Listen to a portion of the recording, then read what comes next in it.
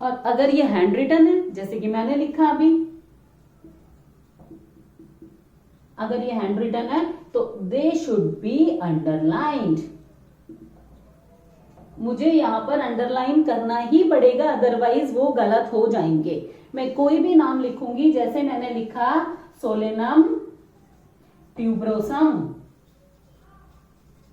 तो मुझे इसको अंडरलाइन करना ही पड़ेगा क्योंकि मैं हैंड रिटन लिख रही हूं। और प्रिंटेड फॉर्म में आया तो they should be in italics.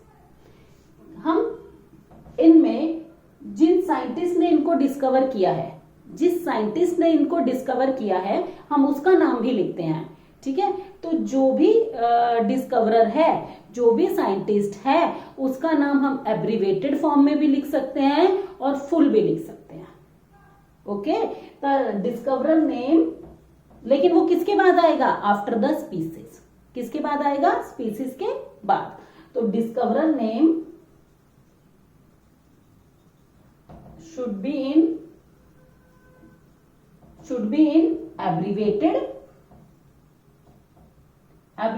Form में भी हो सकता है और फुल भी हो सकता है। जैसे कि मैं आपको बताती हूं, ficus benghalensis, ficus benghalensis, L मतलब है बेटा लीनियस। ठीक है, या फिर मैंने लिखा मैंजीफेरा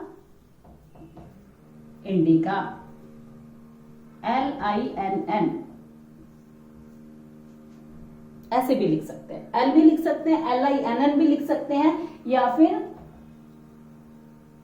होमो सैपियंस, फुल भी लिख सकते हैं, फुल भी लिख सकते हैं। तो जिस साइंटिस्ट ने डिस्कवर किया है उसका नाम स्पीसीज के पीछे लिखा जाएगा, और वो फुल में भी हो सकता है और वो एब्रीवेशन में भी हो सकता है। समझ में आया बेटा? जीनस, स्पीसीज, जीनस नाउन का काम करता है, स्पीसीज एडजेक्टिव का काम करती है। जीनस का फर्स्ट लेटर कैपिटल से शुरू होना चाहिए, स्पीसीज का जो फर्स्ट लेटर है वो स्मॉल होना चाहिए, प्रिंटेड फॉर्म में है तो इटैलिक्स में होने चाहिए, हैंड रिटन है तो अंडरलाइंड होने चाहिए। जिसने इनको डिस्कवर किया है उनका नाम हम पीछे लिखते हैं, लिख सकते हैं, नहीं भी लिखते हैं। अगर लिख रहा है तो हम उसको फुल में भी लिख सकते हैं और एब्रीवेशन में भी लिख सकते हैं। ठीक है,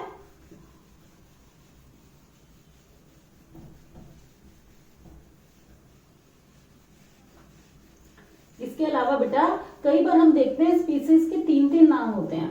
जो ऑर्गेनिज्म है उनके 3-3 नाम होते हैं। ठीक है, अब वो 3-3 नाम, उसको हम ट्राइनोमियल नॉमेनक्लेचर भी कह सकते हैं या पॉलिनोमियल नॉमेनक्लेचर भी कह सकते हैं। बाइनोमियल में तो 2 ही लेते हैं। अब मैं जैसे आपको एग्जांपल देती हूं,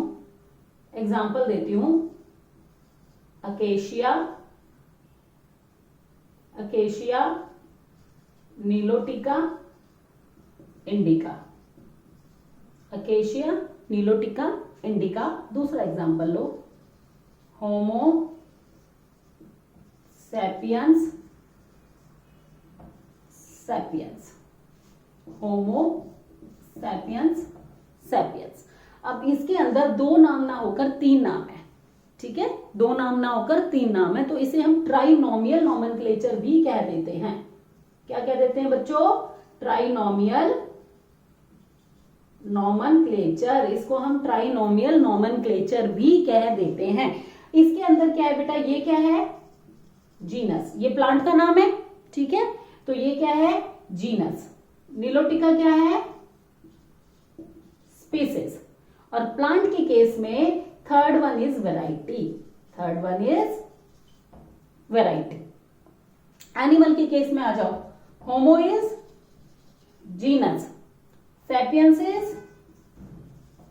species, and third one is, animal के केस में से हम कहेंगे सब स्पीसीज। क्या कहेंगे बेटा? Sub species. ठीक है, अब जो भी हम नामकरण कर रहे हैं, जो भी हम ऑर्गेनिज्म को नाम दे रहे हैं, ये सारे के सारे नेम ड्राइव करते हैं हम, ड्राइव फ्रॉम कौन सी लैंग्वेज से? लैटिन लैंग्वेज से। कौन सी लैंग्वेज से ड्राइव करते हैं बेटा? लैटिन लैंग्वेज से। तो पूछ लेते हैं भैया लैटिन लैंग्वेज ही क्यों यूज करी हमने? क्योंकि जो लैटिन लैंग्वेज है वो डेड लैंग्वेज है। लैटिन लैंग्वेज क्या है, डेड, समय के साथ साथ कोई चेंजेस नहीं हुआ है इसमें, पहले भी ऐसी थी अब भी ऐसी है, कोई भी चेंजेस इसमें समय के साथ साथ नहीं हुआ है, तो that's why we use Latin language.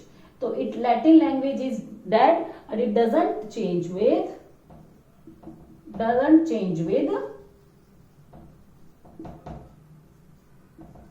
Time, और टाइम के साथ ये चेंज नहीं हुई है। आई होप नोमेनक्लेचर आपको अच्छे से समझ में आ गया होगा, किस तरीके से लिखते हैं, कैसे लिखते हैं। तो ये बेटा आपको कंसेप्ट समझना है, कुछ रट्टाफिकेशन इसमें करनी नहीं है, डेफिनेशन रटनी नहीं है, बस आपको समझने हैं। किसने डेवलप किया था, हमारे लीनियस साहब ने डेवलप किया था। लीनियस ने बहुत काम किया है भैया बायो के अंदर, तो लीनियस आपको तो हाथ जोड़ा करो, आपकी जिनकी वजह से हमें बायो समझ में आई है, तो उन्होंने बहुत काम किया है बायो के अंदर, इतनी सारी बुक्स लिखी है, नामकरण किया है, वरना आज हमें पता ही नहीं होता। हम कहते हैं वो व्हाइट वाला प्लांट, अच्छा जिसमें येलो फूल आ रहे हैं, अच्छा जिसके अंदर रेड फूल आ रहे हैं, नाम तो होता ही नहीं है ना। तो इसलिए लीनियस ने तो बहुत ही ज्यादा काम किया है हमारी बायो के अंदर। बेटा अब हम शुरू करते हैं टेक्सोनॉमिकल क्लासिफिकेशन या taxonomical hierarchy.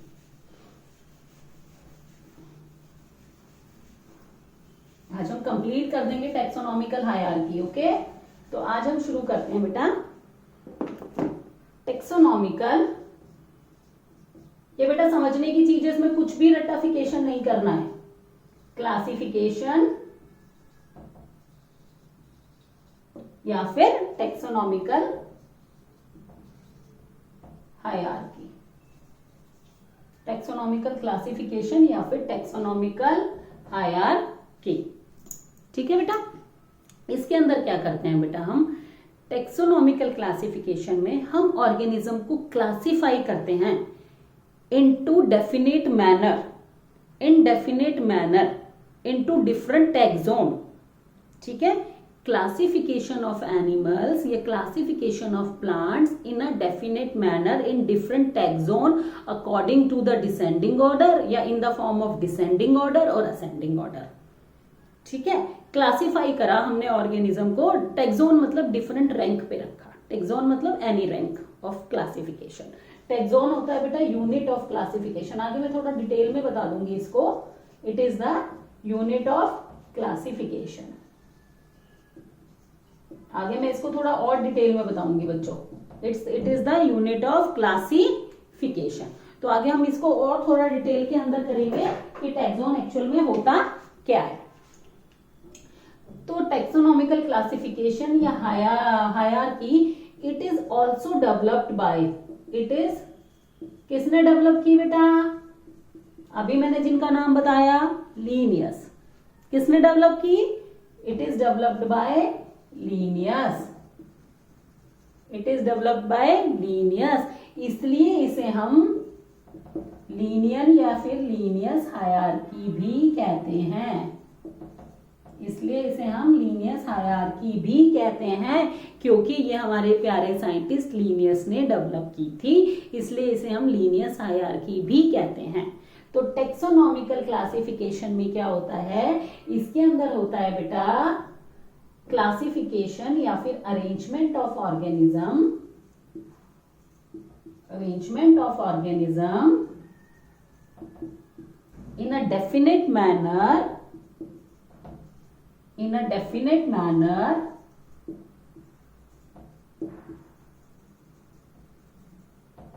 but in particular taxon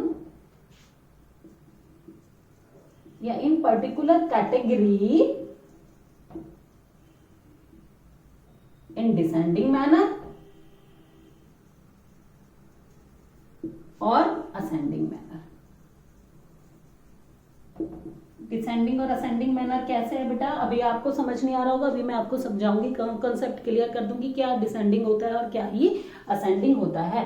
तो सबसे पहले आप टेक्सोनॉमिकल क्लासिफिकेशन समझ लो, ये लीनियस ने दी थी, इसलिए हम इसको लीनियस हायरार्की भी कहते हैं। इसके अंदर हम ऑर्गेनिज्म को अरेंज करते हैं उनके कैरेक्टरिस्टिक्स के बेसिस पर, लोअर से हायर रैंक पे या हायर से लोअर रैंक में करते हैं। जैसे कि आपने पढ़ा होगा किंगडम, किंगडम के बाद क्या आता है अपना फाइलम, ठीक है, फाइलम के बाद क्या आता है बेटा, तो ये सब आपको अभी मैं आपको बताती हूँ कि किस तरीके से ये डेवलप किया गया है।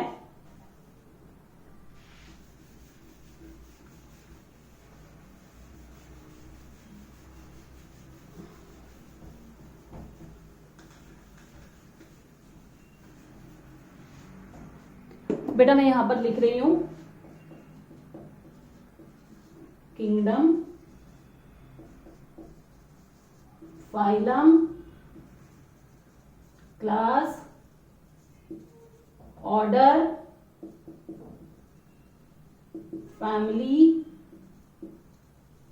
Genus, species. लोअर से हायर, स्पीसीज सबसे लोअर रैंक पे है, किंगडम सबसे हायर रैंक पे है। तो जो मैंने बताया हम ऑर्गेनिज्म को अरेंज करते हैं, हम लोअर से हायर रैंक पे भी अरेंज कर सकते हैं या हायर रैंक से भी लोअर रैंक पर अरेंज कर सकते हैं। अब जब हम इनको अरेंज करते हैं तो उसका बेसिस क्या होता है? उनका बेसिस होता है कैरेक्टर्स की सिमिलैरिटी। क्या बेसिस होता है?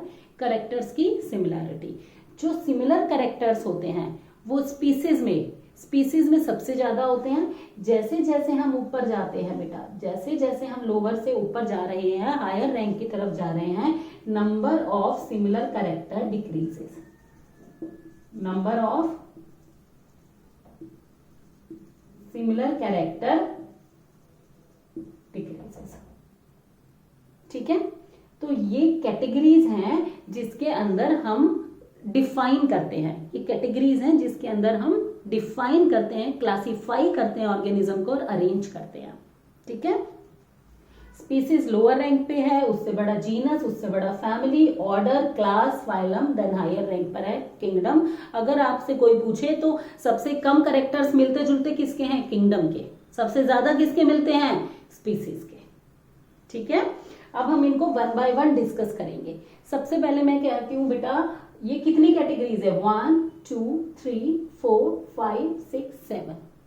इन 7 कैटेगरीज को हम कहते हैं ऑब्लिगेट कैटेगरीज। ऑब्लिगेट कैटेगरीज क्या कहते हैं? इन 7 कैटेगरीज को हम ऑब्लिगेट कैटेगरीज क्या कहते हैं बेटा? Obligate categories. तो ये 7 मेन कैटेगरीज हैं जिन्हें हम ऑब्लिगेट कैटेगरीज कहते हैं। इसके अलावा इंटरमीडिएट कैटेगरीज भी होती हैं। इनके अलावा ऑब्लिगेट कैटेगरीज कितनी हो गई? 7। Species, genus, family, order, class, phylum, kingdom. ठीक है, इसके अलावा इंटरमीडिएट कैटेगरीज भी होती हैं। इंटरमीडिएट कैटेगरीज कैसे? जैसे मैंने एक आपको बताई थी वैरायटी और सब स्पीसीज। जैसे किंगडम, किंगडम की इंटरमीडिएट कैटेगरी हो गई सब किंगडम या फिर सुपर किंगडम। सब किंगडम, सुपर किंगडम। स्पीसीज की हो गई सब स्पीसीज, या फिर प्लांट के केस में क्या कहते हैं? Variety. Sub species, variety. Genus की सब जीनस, सुपर जीनस। सब फैमिली, सुपर फैमिली। सब ऑर्डर, सुपर ऑर्डर। सब क्लास, सुपर क्लास। सब फाइलम, सुपर फाइलम। तो ये जो कैटेगरीज होती हैं, जो 2 मेन कैटेगरीज के बीच में कैटेगरी आती है, उसे हम कहते हैं इंटरमीडिएट कैटेगरीज। क्या कहते हैं? Intermediate categories. तो ये याद रखना है बेटा, obligate categories as well as intermediate categories. Obligate categories 7 होती है। उसके बीच में जितनी भी कैटेगरीज और वैरायटी, सब स्पीसीज जो भी आ रहा है बेटा, वो सब इंटरमीडिएट कैटेगरी होती है। अंडरस्टैंड बेटा? वो सब इंटरमीडिएट कैटेगरी होती है। अब सबसे पहले हम लोग डिफाइन करते हैं बेटा, 1 बाय 1 हम इन ऑब्लिगेट कैटेगरीज को डिफाइन करेंगे बेटा। सबसे पहले हम लेते हैं स्पीसीज। सबसे पहले हम लेते हैं स्पीसीज। स्पीसीज क्या होता है बेटा? Species natural population. Species natural population of an organism, चाहे वो प्लांट हो चाहे वो एनिमल हो। तो natural population of an organisms which have similar morphological और other characters and which can freely interbreed freely कर सके एंड प्रोड्यूस फर्टाइल ऑफस्प्रिंग। समझ आया? कि स्पीसीज के अंदर हम उनको लेते हैं जो एग्जैक्टली सिमिलर हैं एक दूसरे के, जो एक दूसरे से रिजेंबल वन अनदर, जो एक दूसरे से बिल्कुल ही सिमिलर हैं और आपस में इंटरब्रीड कर सकते हैं, यानी रिप्रोडक्शन कर सकते हैं। जो आपस में इंटरब्रीड कर सकते हैं यानी कि रिप्रोडक्शन कर सकते हैं, तो उसे हम स्पीसीज कहते हैं। तो it is a natural population, species is a natural population which resemble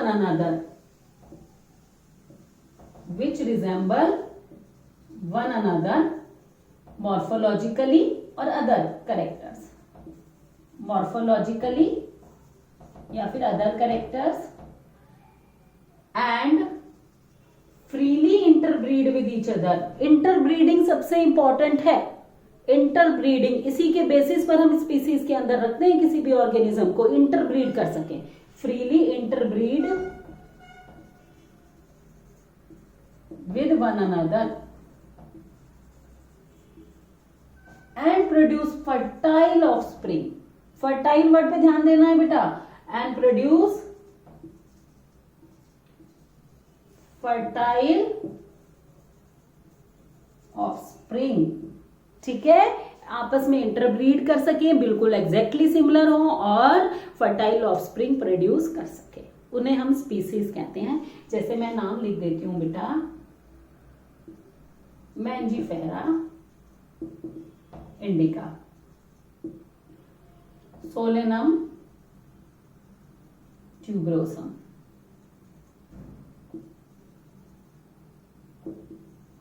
Homo sapiens. अब ये जो स्पीसीज हैं ये आपस में, मैंजीफेरा इंडिका की जितनी स्पीसीज है ये आपस में इंटरब्रीड करती हैं और फर्टाइल ऑफस्प्रिंग बनाती है। होमो सैपियंस की जितनी स्पीसीज है आपस में इंटरब्रीड करती हैं और फर्टाइल ऑफस्प्रिंग बनाती है। लेकिन एक ग्रुप ऑफ स्पीसीज दूसरे ग्रुप ऑफ स्पीसीज के साथ रिप्रोडक्टिवली आइसोलेट रहता है, यानी इंटरब्रीड नहीं कर सकता। क्या मैंगो और पोटैटो का इंटरब्रीड पॉसिबल है? नहीं। तो ये भी याद रखना है कि potentially one group of organism is reproductively isolated from other groups. ये हमें बात बताई थी मेयर ने, ये साइंटिस्ट हैं हमारे मेयर, इन्होंने बताया कि जो स्पीसीज का वन ग्रुप है potentially one group of species का one group of species reproductively isolated from the other group of species, कि ये रिप्रोडक्टिवली आइसोलेट रहता है दूसरे ग्रुप ऑफ स्पीसीज से। ये इंपॉर्टेंट बात है बेटा। हम जेनेटिक्स और इंटरब्रीडिंग को लेते हैं स्पीसीज को क्लासिफाई करने में कि कौन सी स्पीसीज को किस में रखना। इंटरब्रीडिंग मेन है इसमें क्राइटेरिया जिसमें हम क्लासिफाई करते हैं। ठीक है, तो मेयर ने हमें ये बताया कि भैया ये एक आपस में तो एक ग्रुप इंटरब्रीड करता है लेकिन दूसरे ग्रुप से रिप्रोडक्टिवली आइसोलेट रहता है, वहां कोई रिप्रोडक्शन नहीं करेगा। ठीक है, तो अब जब ये स्पीसीज होती है बेटा, ये स्पीसीज ना कई तरह की होती है। Sympatric species, allopatric species. जैसे सिम्पैट्रिक स्पीसीज मतलब स्पीसीज बनती हैं रिप्रोडक्टिव आइसोलेशन की वजह से। एलोपैट्रिक स्पीसीज का फॉर्मेशन होता है कैसे? ज्योग्राफिकल आइसोलेशन की वजह से। अब ये डिटेल के अंदर ना हम इकोलॉजी में मैं आपको सब पढ़ा दूंगी बेटा डिटेल में, यहाँ इतना सब कुछ जानने की जरूरत नहीं है। यहाँ आपको बेसिक कॉन्सेप्ट जानने की जरूरत है। आखिर में स्पीसीज है क्या, किस बेसिस पर हम ऑर्गेनिज्म को इस स्पीसीज, पर्टिकुलर स्पीसीज के अंदर रखते हैं। तो इंटरब्रीडिंग और स्पीसीज क्या है जो एक दूसरे से मेल खाती हैं, रिप्रोडक्शन कर सकती हैं और फर्टाइल ऑफस्प्रिंग दे सकती हैं, वो स्पीसीज होती है। और ये लोअर रैंक है, लोवेस्ट रैंक है हमारे ऑब्लिगेट कैटेगरीज की, ये लोवेस्ट रैंक है। और इसमें जो ऑर्गेनिज्म होते हैं वो आपस में एक दूसरे से बिल्कुल मेल खाते हैं, उनके कैरेक्टर्स बिल्कुल सिमिलर होते हैं। तो ये आपको स्पीसीज के बारे में याद रखना है बच्चों। और स्पीसीज की बहुत सारे टाइप है, स्पेशिएशन, ओरिजिन ऑफ स्पीसीज, ये सब हम पढ़ेंगे बेटा इकोलॉजी में। ठीक है, मेरे साथ बने रहिए बेटा, अभी तो हमें 1 साल एक दूसरे के साथ रहना है।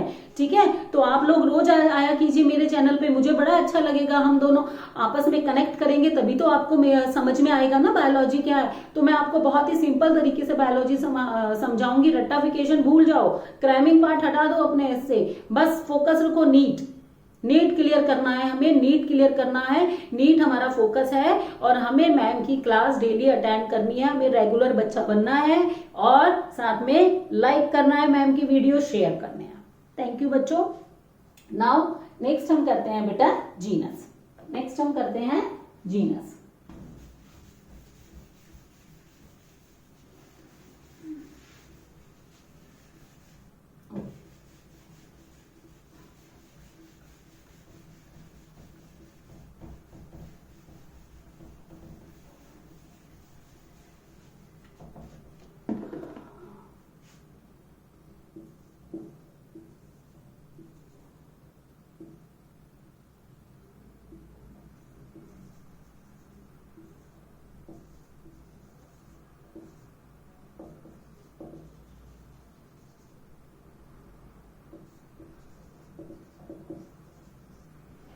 नेक्स्ट बेटा हम करते हैं जीनस। नेक्स्ट हम करते हैं जीनस। जीनस क्या होता है बेटा? Genus group of related species. जो जिन स्पीसीज का आपस में कैरेक्टर्स मिलता जुलता होता है उनके ग्रुप को जीनस कहते हैं, उनके ग्रुप को जीनस कहते हैं। अब क्वेश्चन हमारे मन में यह आता है कि स्पीसीज के केस में तो हमने ले लिया इंटरब्रीडिंग, लेकिन हम जितने हायर लेवल पे जाते हैं हम किस बेसिस पर ऑर्गेनिज्म को क्लासिफाई करते हैं, किस बेसिस पे करते हैं बेटा? उसे कहते हैं कोरिलेटेड कैरेक्टर्स। कोरिलेटेड कैरेक्टर्स क्या कहते हैं बेटा? Correlated characters. कोरिलेटेड कैरेक्टर्स क्या होते हैं बेटा? वो सिमिलर कैरेक्टर्स होते हैं, वो सिमिलर कैरेक्टर्स होते हैं जो डीलिमिट करते हैं कि किस टैक्सोन के अंदर रखा जाए, above the rank of the species. The similar characters which delimiting the taxon above the rank of species. तो correlated characters are the similar characters, are the similar characters which delimiting the species या delimiting the organism, delimiting the taxon above the rank of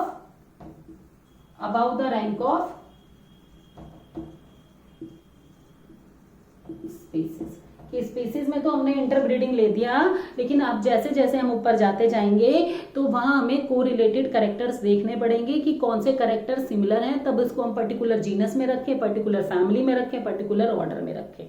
तो correlated characters का हमें कैसे पता चलेगा बेटा? हम फिजियोलॉजी स्टडी करेंगे उसकी, हम इवोल्यूशनरी हिस्ट्री स्टडी करेंगे, हम साइटोटैक्सोनॉमी स्टडी करेंगे। तो जब हम इन सब की स्टडी करेंगे तो हम एक इवोल्यूशन या जेनेटिक्स बेसिस पर चार्ट बनाएंगे, फिर हम देखेंगे कि किसके कैरेक्टर्स किससे मिलते हैं। तो ऑन द बेसिस ऑफ जिस स्पीसीज के आपस में ज्यादा कैरेक्टर मिलेंगे उन्हें जीनस में रख देंगे, जिस जीनस के आपस में ज्यादा कैरेक्टर मिलेंगे उसे हम फैमिली में रख देंगे, जिस फैमिलीज के आपस में ज्यादा कैरेक्टर मिलेंगे उसे ऑर्डर में रख देंगे। तो ये कोरिलेटेड कैरेक्टर है हमारी basis of classification above the rank of species, above the rank of species. ठीक है, अब ये जो जीनस होते हैं बेटा ये दो तरह के हो सकते हैं, monotypic genus and the polytypic genus. Monotypic genus and polytypic genus. Monotypic genus का मतलब होता है genus have single species. Mono मतलब एक, मोनो मतलब सिंगल। तो इसके अंदर क्या होता है बेटा? Genus has single species. आप कहोगे जीनस की तो एक ही स्पीसीज होती है, ऐसा नहीं है बेटा। अब पॉलीटिपिक के अंदर एक जीनस की है मल्टीपल स्पीसीज, मल्टीपल स्पीसीज। जैसे आलू और बैंगन ले लो, पोटैटो को हम बोलते हैं सोलेनम टिग्रम, ट्यूबरोसम। बैंगन एग प्लांट भी जिसे हम कह देते हैं, उसे हम बोलते हैं सोलेनम मिलानोजीनिया। सोलेनम मिलानोजीनिया। ऐसे ही टाइगर ले लो, पैंथेरा टाइग्रिस, लॉयन ले लो, panthera leo, genus same, panthera panthera, species अलग। तो ऐसे जीनस जिनकी एक से ज्यादा स्पीसीज होती है उन्हें पॉलीटिपिक कहते हैं, और ऐसे जीनस जिनकी बस एक ही स्पीसीज होती है उन्हें हम मोनोटिपिक जीनस कहते हैं, उन्हें हम मोनोटिपिक जीनस कहते हैं। अंडरस्टैंड बेटा। नेक्स्ट अब हम करते हैं फैमिली।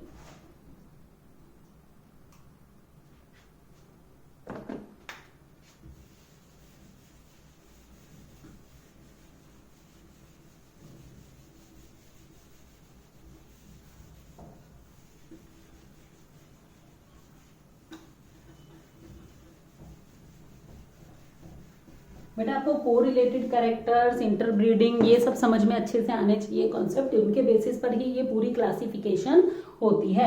नेक्स्ट हम करते हैं बेटा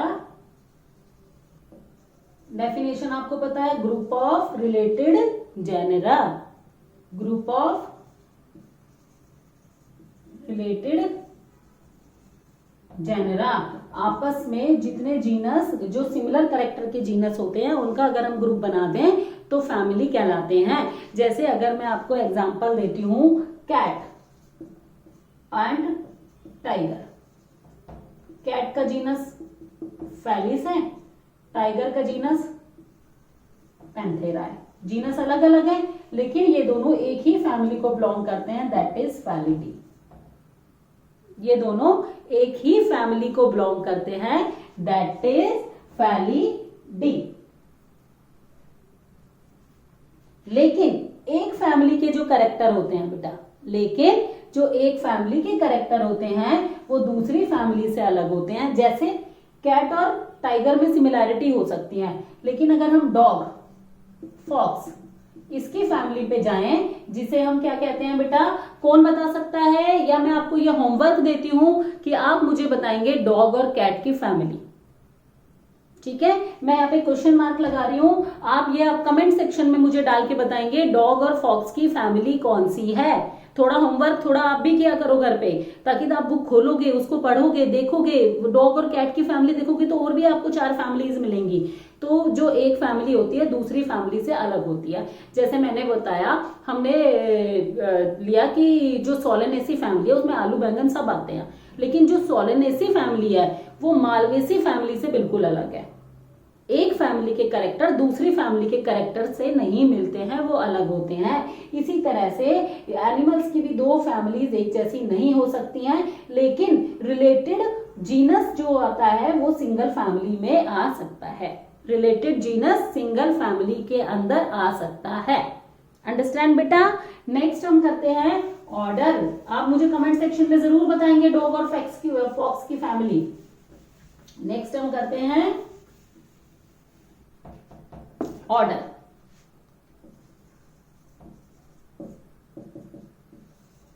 group of related family, group of related family, वो एक ही ऑर्डर में आते हैं। जैसे मैंने लिखा पॉलीमोनियल्स, ऑर्डर मैंने लिखा पॉलीमोनियल्स। इसके अंदर सोलेनेसी फैमिली भी आती है, कॉन्वोबुलेसी फैमिली भी आती है, हाइड्रोफिलेसी फैमिली भी आती है। तो जो सेम फैमिली हैं जिनके कैरेक्टर आपस में मिलते हैं वो एक ऑर्डर में आ सकते हैं। तो अब समझ में आ रहा है ना बच्चों कि जैसे जैसे हम ऊपर जाते हैं किस तरीके से नंबर ऑफ सिमिलर कैरेक्टर्स कम होते जाते हैं, किस तरीके से number of similar characters decrease होते जाते हैं। अंडरस्टैंड बेटा। तो ऑर्डर होता है group of related family, group of related family. Next हम करते हैं बेटा क्लास। नेक्स्ट हम करते हैं क्लास। क्लास मतलब group of related orders, group of related orders. इसके अंदर बेटा एग्जांपल जैसे हम देते हैं कि हमने लिया डाइकोटिलिडनी, हमने ली डाइकोटिलिडनी, इसके अंदर डाइकॉट्स की बहुत सारी क्लासेस आती हैं, बहुत सारे ऑर्डर्स आते हैं डाइकोटिलिडनी के। इसी तरह हमने क्लास ली मैमेलिया, हमने क्लास ली मैमेलिया। बेटा याद रखना ऑर्डर्स में जनरली एल्स आ जाता है पीछे, ऑर्डर्स में जनरली एल्स आ जाता है, पॉलीमोनियल्स, तो एल्स जो वर्ड है वो ऑर्डर के लिए यूज हो जाता है। और सीईएई जनरली हमारा यूज हो जाता है फैमिली के लिए, मालवे सी, कॉन्वुले सी, सीईएई जनरली वर्ड यूज हो जाता है फैमिली के लिए।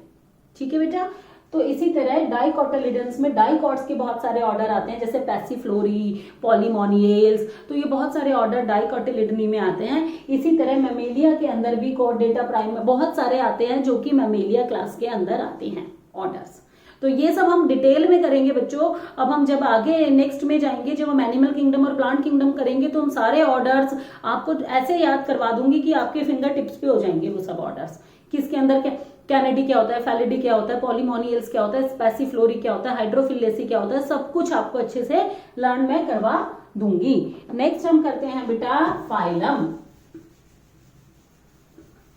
नेक्स्ट हम करते हैं फाइलम या फिर डिवीजन, या फिर डिवीजन। एनिमल के केस में हम बोलते हैं फाइलम और प्लांट के केस में हम बोलते हैं बच्चों डिवीजन। एनिमल के केस में इट इज फाइलम और प्लांट के केस में हम बोलते हैं बेटा डिवीजन। ठीक है, फाइलम के अंदर ग्रुप ऑफ रिलेटेड क्लास आती है और फाइलम और डिवीजन एक ब्रॉडर टर्म है। फाइलम और डिवीजन एक ब्रॉडर टर्म है। जैसे कि मैंने प्लांट के अंदर, मैंने उसके अंदर लिख दिया स्पर्मेटोफाइटा,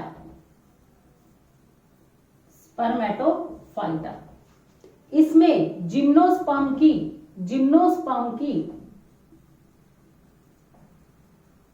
लगभग 7 क्लास आती है। ठीक है, और एंजियोस्पर्म की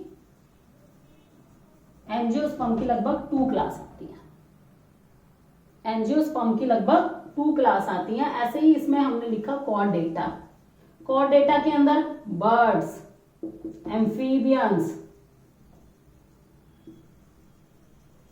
रेप्टाइल्स, कॉन्ड्रिकाइथिस यानी कार्टिलेजिनस फिशेस, ऑस्टियोकाइथिस यानी बोनी फिशेस, सब आते हैं इसके अंदर। तो ये ब्रॉडर टर्म है, फाइलम एक ब्रॉडर टर्म है। ठीक है, नेक्स्ट हम करते हैं बेटा किंगडम। नेक्स्ट हम करते हैं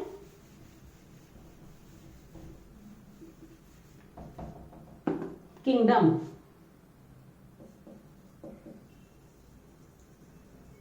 हाईएस्ट रैंक है क्लासिफिकेशन की, हाईएस्ट रैंक है क्लासिफिकेशन की किंगडम प्लांटी, सारे प्लांट्स आते हैं। किंगडम एनिमेली,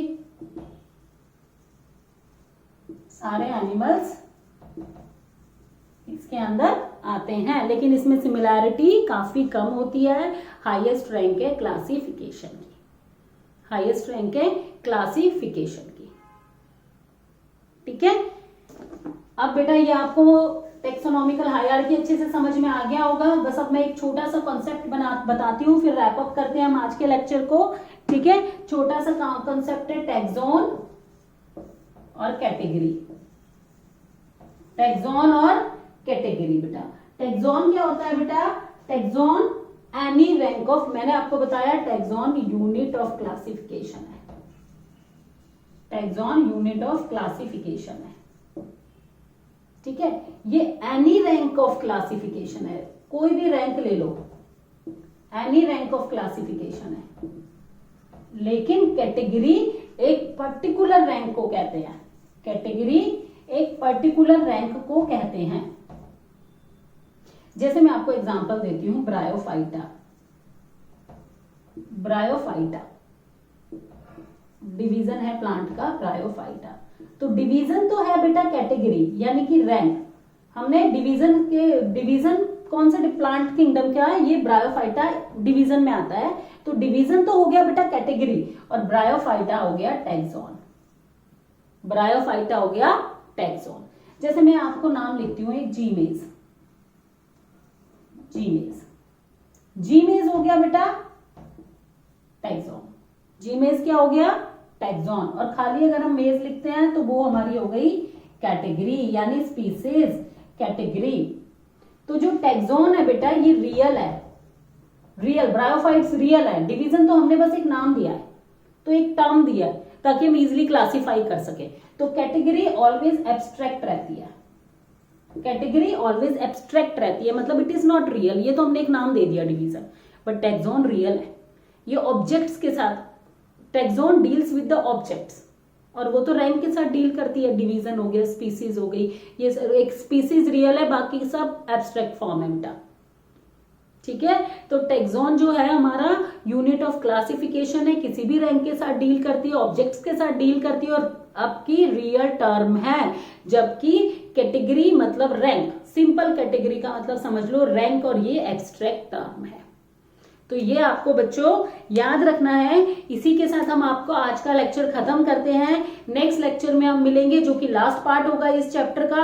इस चैप्टर के ये आप चारों वीडियो देख कर आइए, ताकि नेक्स्ट जो हम लास्ट पार्ट करें तो हम बहुत ही इंटरेक्टिव और इंजॉयबल वे में करें। इसके साथ ही लाइक करना मत भूलिए बच्चों, शेयर करना मत भूलिए। आपके जो लाइक्स हैं, आपके जो थम्सअप है, वो एक मोटिवेशन का काम करते हैं। तो प्लीज बच्चों like my channel, subscribe my channel and share my channel. अब हम मिलते हैं नेक्स्ट मंडे को, और फिर हम शुरू करते हैं अपना +2 का। मैं बहुत सारे आप लोगों के साथ क्वेश्चंस भी डिस्कस करने वाली हूँ, और बहुत ही इंटरेस्टिंग बातें बताने वाली हूँ। लेकिन इसके साथ आपको मेरे चैनल पर बने रहना पड़ेगा। तो टाटा, बाय बाय, अलविदा, आराम करिए, खुश रहिए, खूब पढ़िए।